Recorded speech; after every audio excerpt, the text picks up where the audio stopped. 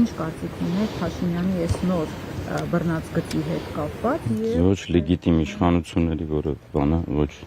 իմաստ կա մեկնաբանելու ոչ քննարկելու Սեն ի սկզբանե ոչ լեգիտիմ եք համարում Ես մի բան գիտեմ ցանկացած քաղաքական միավոր որը խոստում է տալիս գալիս է իշխանության եւ չի կատարում այլևս ոչ լեգիտիմ է լեգալության խնդիրը դնում է մի կողմ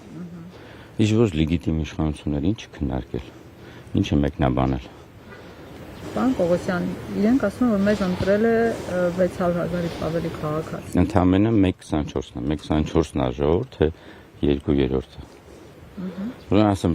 երբ որ 600-ը ասում, ինքներդ հաշ չեք տալիս, այդ 600-ը 2 միլիոնից քանի տոկոսն է, եւ ժողովուրդ ասածը, որ ասում են, դա ովքեր են։ Ովքեր են։ Չգիտեմ, թող թիվ ասեն 100,000-ն է, 200,000-ն է, 1 միլիոնն է, 3 միլիոնն է, աշխարհով մեկ սփռված 10 միլիոնն է։ Մանիպուլյացիաներին ենթարկվելու իմաստ կա։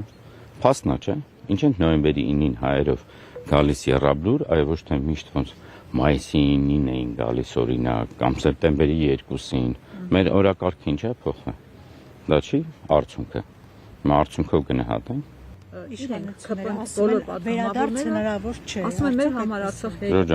Ես մեկ անգամ չեմ կրկնա դրա մասին։ Միջև կա որևէ հայ, ում սրտում հոգում եւ մտքում կա Արցախի էջը փակ չի։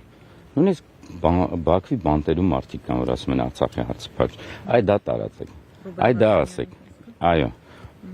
Ռուբեն Վարդանյանին կնի ինչի վստահ եք, որ մնացած ովքեր որ գերի են գտնվում այնտեղ այդ նույն կարծիքին չեն։ Արցախի էջը